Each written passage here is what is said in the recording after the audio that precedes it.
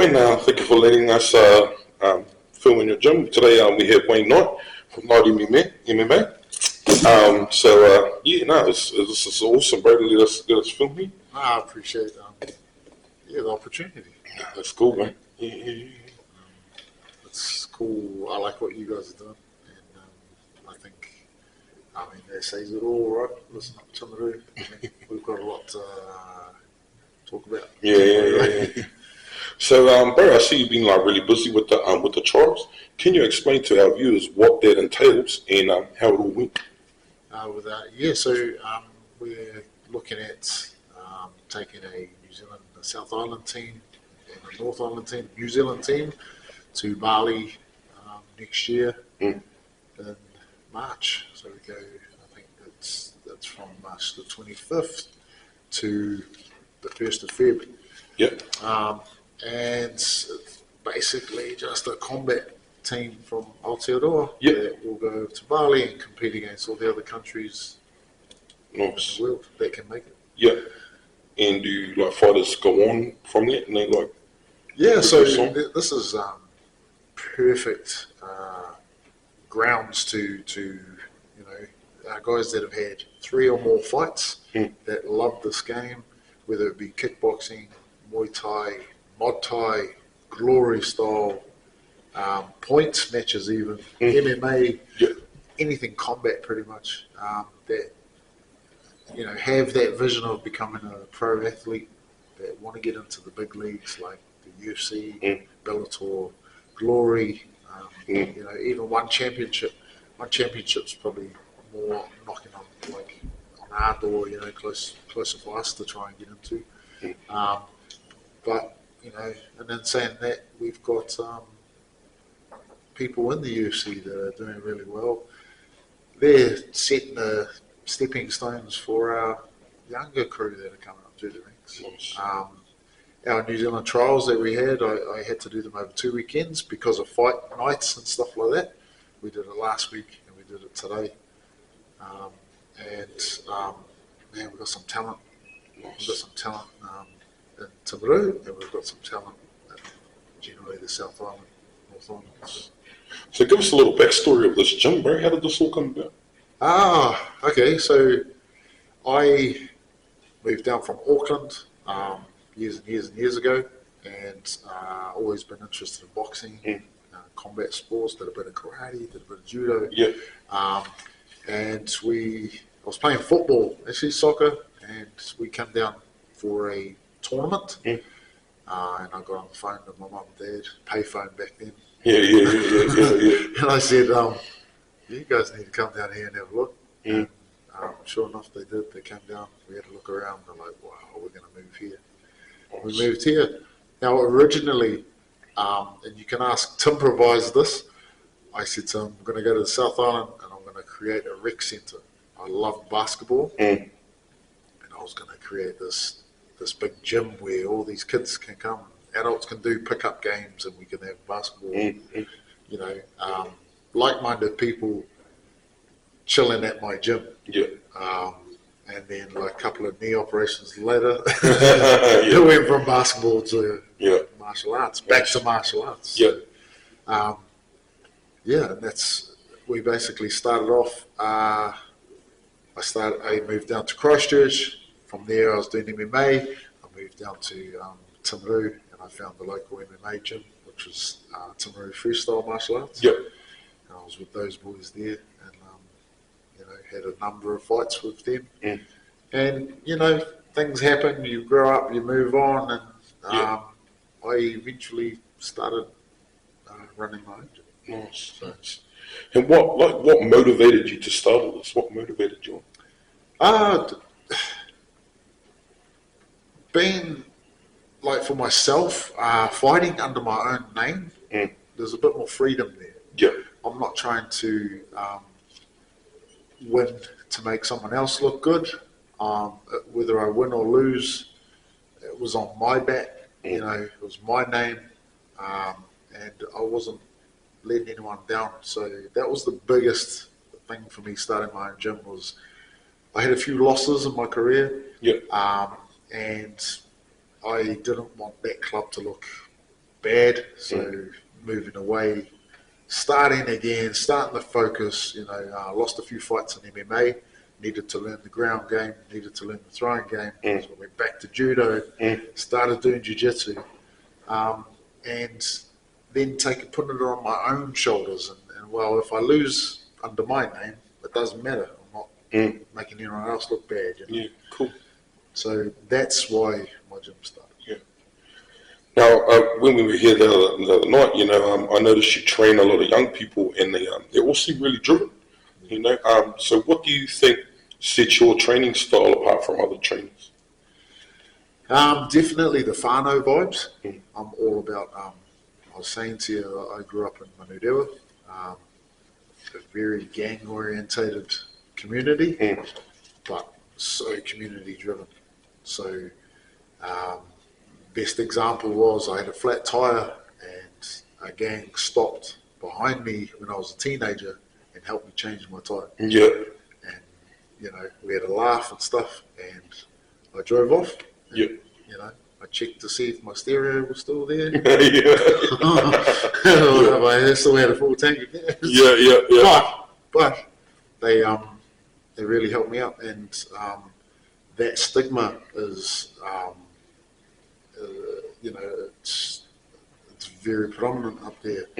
You get along with everybody, and that's what I want here in this gym.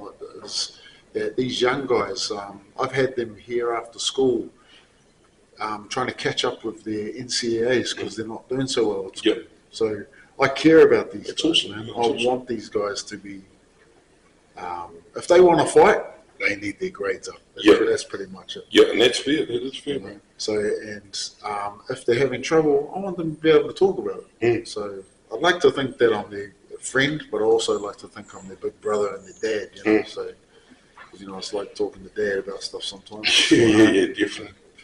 So, just a little bit of your backstory, bro. You said you grew up in the North Island. What was that like? Being a POM, it was hard. Coming to New Zealand as an Englishman, Especially in Manurewa. and to be honest, like we moved straight to Margaret from Manchester, so wow. I got beaten up quite a bit. Yeah, I'll bet. And most of it was because, I had a different accent. Yeah. So, growing up there, you soon learn how to speak the lingo, and you soon learn to get on. Yeah. It actually became a thing where I was always asked what iwi I belonged to. And I always let it was a Ngā Tupperware one. Ngāti Pom. Yeah. So it was hard. It was really hard. But I tell you what, man, I wouldn't change it for the world. Yeah. All those hidings, all those hard times have made me the gentle giant that I am now, I think. Yeah, nice. What do you love about living in Timaru? Right. The ocean, the mountains, the people, the small town thing. We used to have 2 Maccas, eh? Yeah. Get the one in town as well. Yeah. The fact that the Turkish kebab guys open at 3 in the morning and you need to feed. And he knows you. He knows you. Yeah, that's right. That everyone is, I'd like to think everyone's there for each other. We did some fundraising for our trip to Bali. Yeah. Everybody chipped in, man. Nice. Stoked. You can't ask better of that. Yeah. One thing I noticed too is like when you bring North Islanders down here and you sort of drive them over that Bay Hill, and they get a look at it, and you're like, whoa, like the mountains and the sea and the Caroline Bay and that, and like we look at it as that's every day, we sort of take that for granted. As we go past. Yeah, it's like you don't even sort of notice that. That's right. But yeah, I noticed when a lot of my family come down from the North Island, they sort of, whoa, they get really blown away by the fact that we got the Alps in the background all the time, and it's kind of surreal when you think about it. 100%. Yeah. So how do you feel living down here compares to living up north? I'd like to say affordability, Yeah, but it's dear down here too. Like, yeah, definitely a lot easier to buy your own property. To you know, I love that. Man, I thought it was cold up there until I had my first winter down here. you probably know exactly what you mean. Yeah. You know, at school I was shorts and jandals all year round, and down here I wear my pants in summer. Yeah, I remember when I first came down here, I was working in hospital, you know, and I lived at the old bank, Yep. you know, upstairs and that, and I remember coming downstairs the first sort of winter when it really hit. I was still in a singlet and cracked the door open, and I was like, "Ooh, yeah." Back upstairs to put a jersey on, you know, like it was crazy, you know, that you don't sort of know what cold feels like until you come down here. The other thing I noticed was everyone down here is a weatherman, like a Yeah, weatherman. yeah. I just said, you know, on top of it one time, I was like, man, it's hot today. And the fellow I was with was like, yeah, it's a nor'west. And I was like, what the hell is a nor'west? Yeah. Weather's a serious subject down here. Yeah. It can take up a good chunk of your smoker time. Yeah. I'm like, no, bro, it's just hot. Yeah. Or it's an easterly. You know, yeah. So, do you collaborate with other trainers in here, like with other fight styles? I've basically gone from boxing to learning how to kick to doing MMA. So learning my favourite part is ground and pound. I like being on the ground and punching and elbowing. And stuff. I saw the last one. That's my thing, right? It's just hard getting there to the point where you're like, yeah, it's my turn. Yeah. But so that's my game. For my students, I've had to learn what they like. So my son loves K1. Yeah. So I've had to watch hours and hours and hours and hours of K1 footage. And then people like Adesanya and Pereira, they've made it easy because you just go, oh man, I'm just going to watch this guy. Yeah. And watch, and not highlights, I mean like full fights. Yeah. What are they doing off the ball? Yeah. What are they doing away from the punching and the kicking? Yeah, that's right. And so I've been a student of the game again, and I've had to learn all these different disciplines. Even Muay Thai, like sitting down and watching, okay, so the bro's got a Muay Thai fight coming up. What can we do? What can't we do? What suits his size? He's this wide, this short. What can we do to beat this guy? Nice. So there's a lot of studying involved, and I unselfishly sort their game out for them, give them ideas and stuff like that. So, Yeah. Now, you have a full-time job outside of this gym. Yeah. How do you balance your work-life balance? I don't know. I don't know. I work full-time as a plumber, and my wife is a caregiver, and she works at night. So pretty much every day, if I'm home on time, we basically say, hey babe, good night, see you later. Dinner's in the oven. Okay, thanks, sweetie. Yeah. And we're literally like this. Yeah. You know? And we catch up about 10 o'clock every night. Yeah. Yeah. Wow. We're generally talking to each other like this. So, Yeah. Oh, cool. Man, what'd you say? Nothing. Oh. So, I was at your son's last fight, the last fight night, and even though he went down, he still did really, really well. What are his plans for the future?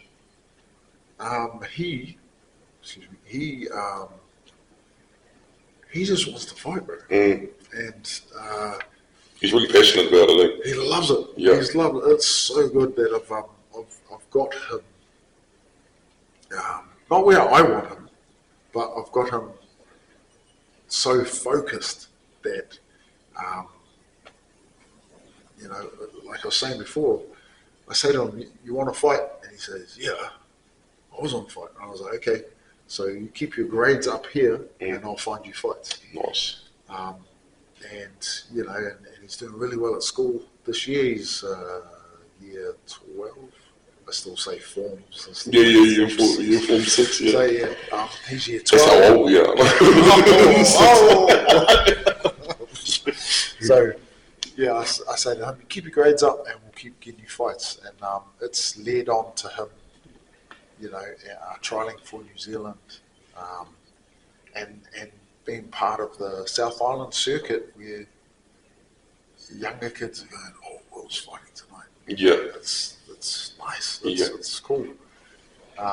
Yeah, I see boys high, like real proud of them. The boys Yeah, got things up about them, and then it's awesome. It's awesome to see. So And, there's a schools behind them as well. yes, because not everyone wants to play rugby, and not everyone wants to play basketball and football and stuff.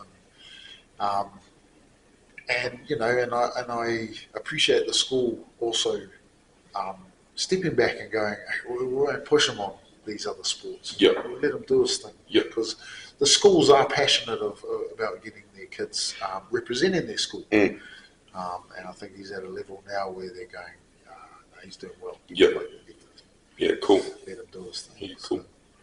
So one thing I like to ask all my guests, and this is just to normalise these kinds of conversations, is to, how do you deal with your mental health,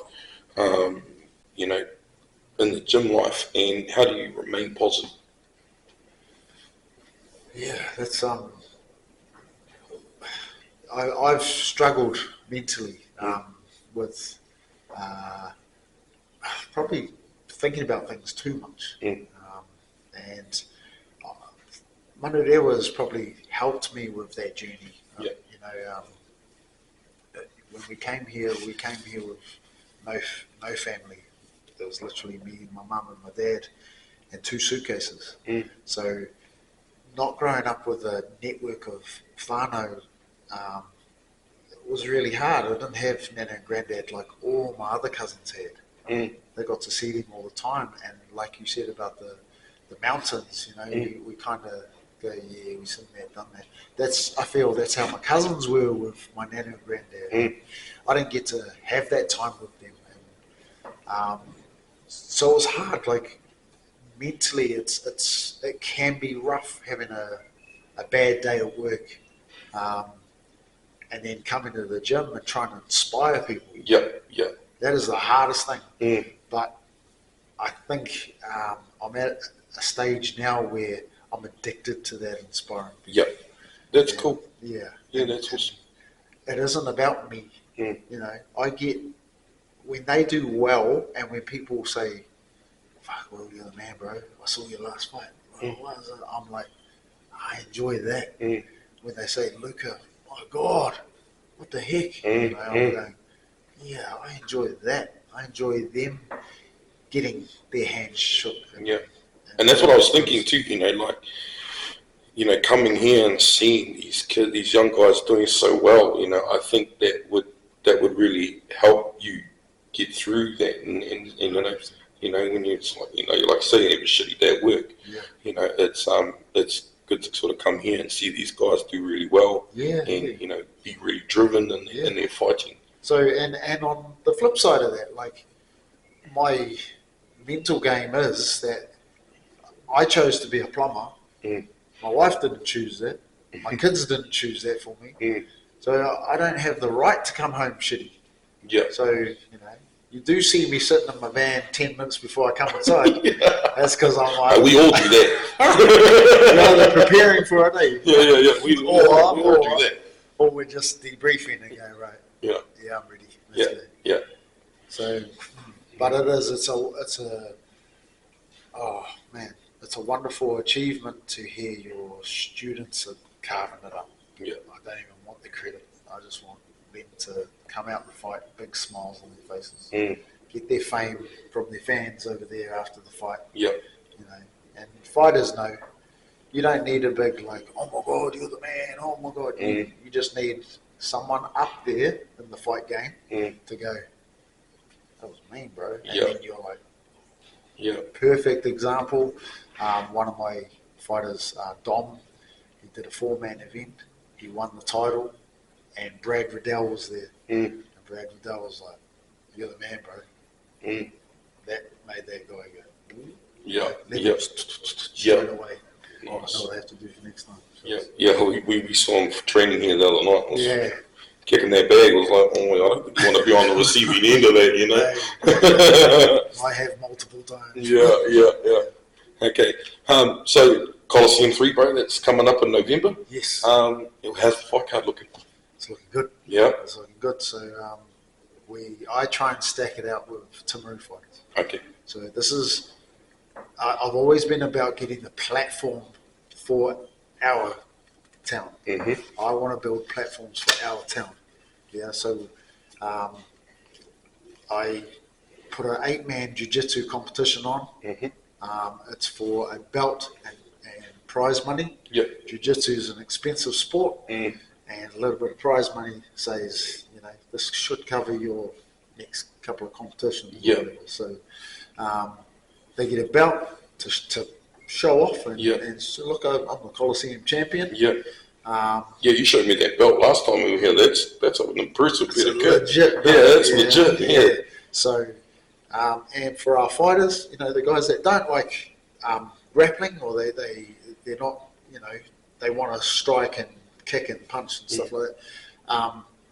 They get to show their skills in front of their hometown and have the pressure of their hometown fans come and support them, and they get to show Timaru what they've got. And I'm telling you, man, there's some fighters coming out of Timaru. Oh yeah. There's young buck that's fighting on the Arsenal Weeks card, and he's a Muay Thai fighter. He's a little gangster, and like this is the level where we're heading with small town clubs. Yeah. They're getting on mainstream TV with it. Yeah. So how many fighters have you got going to this Balclutha night?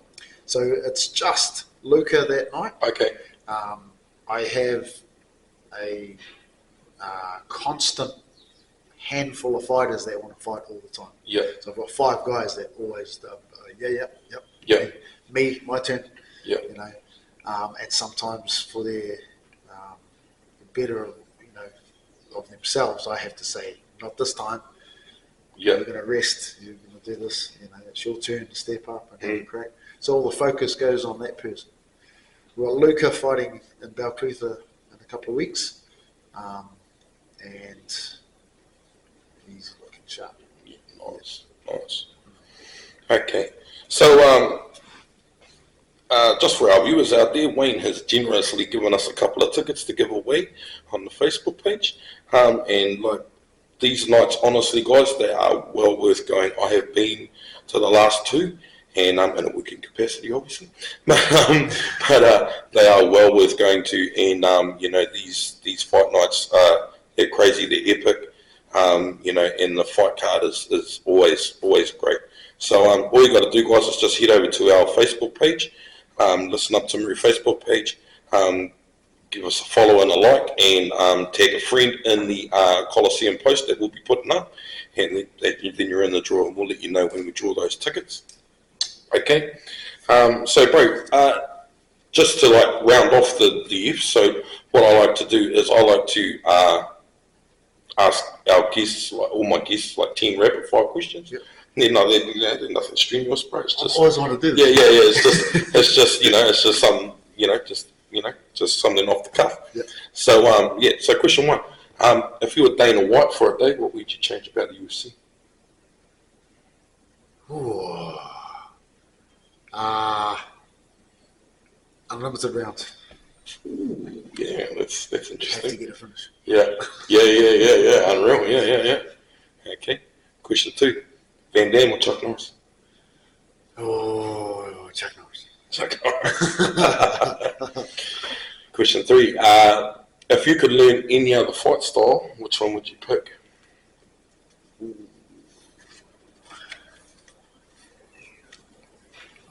Come back to that. Come back to that one? Yeah. Okay. Question 4, what's the quickest round you've ever been in? 30 seconds. 30 seconds? Yeah. Did you win? No. Okay, question 5. what's, whether you were in the cage or watching it, Yeah. what's the worst injury you've ever seen live in the cage? Leg break. Yep.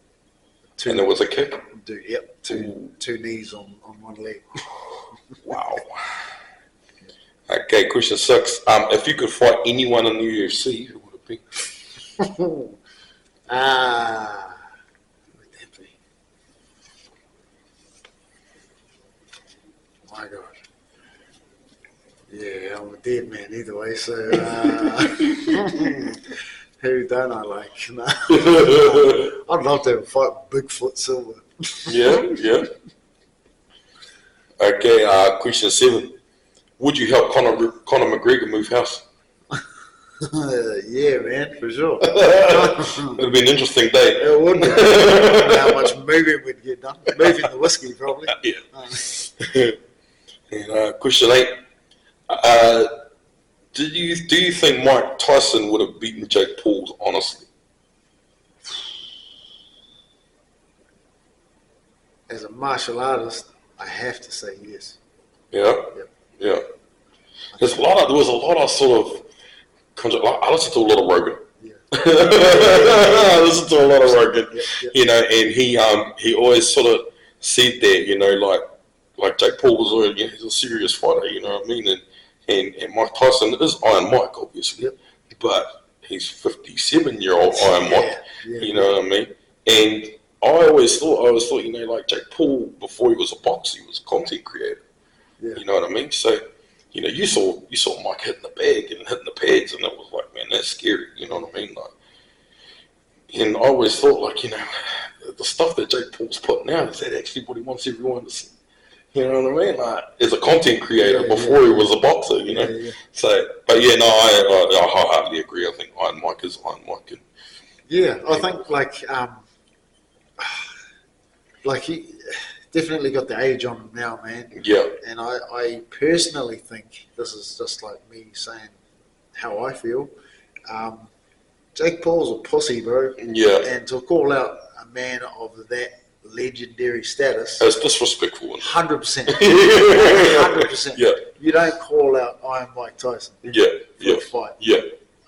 And then it's a lose-lose for Jake. If he lost, shame. Yeah. And if you won, bro, you're a dick. Yeah, that's right. Yeah. So have some dignity. Have some decorum about yourself. Move your ass away from that. Yeah. That's Mike Tyson. Yeah. He's an old man now. Mm. And he doesn't need to be fighting some pumped up guy that, what's he trying to get? Likes. Yeah, 100%. Bro, this is done. Yeah, 100%. Mike would have definitely smacked that lisp off of him.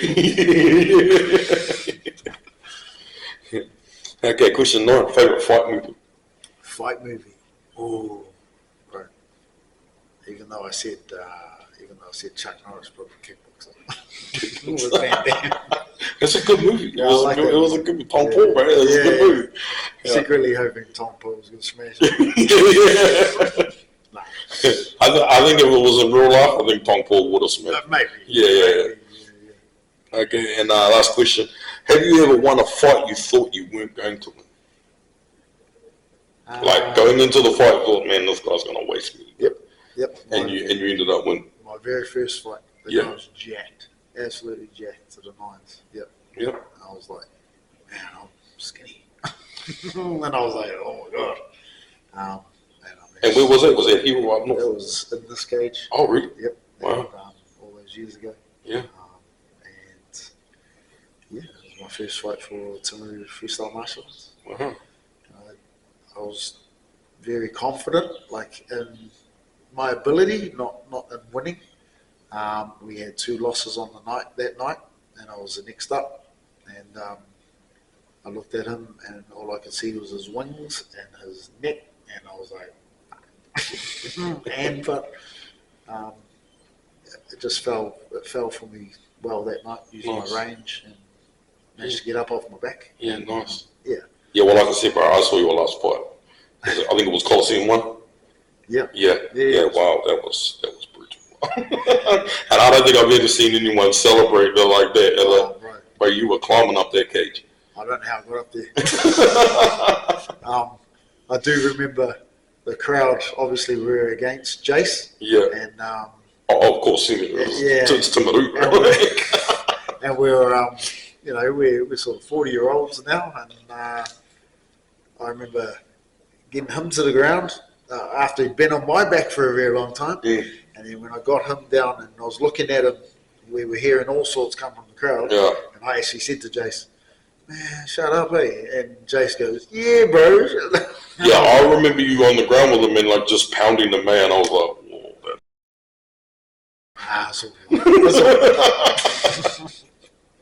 yeah, he'd have done that to me if he had the chance.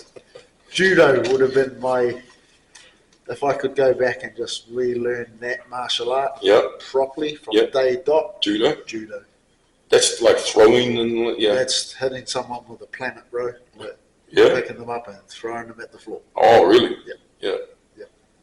Wow. I think even Khabib says wrestling or judo, and he goes judo. Way harder. Yeah. Way harder to get into national teams, to go on and Khabib. I'm just saying what Khabib said. Yeah. Just quoting Khabib. Yeah. No, that's awesome. Well, Wayne, thank you very much for your time, bro. And we just got that. Yeah. Thank you very much for your time, and thank you very much for being on our podcast, bro. And we look forward to seeing what happens next and what comes out of Coliseum 3. Yep. And we'll talk again. Will do. Thank you very much, brother. Nice.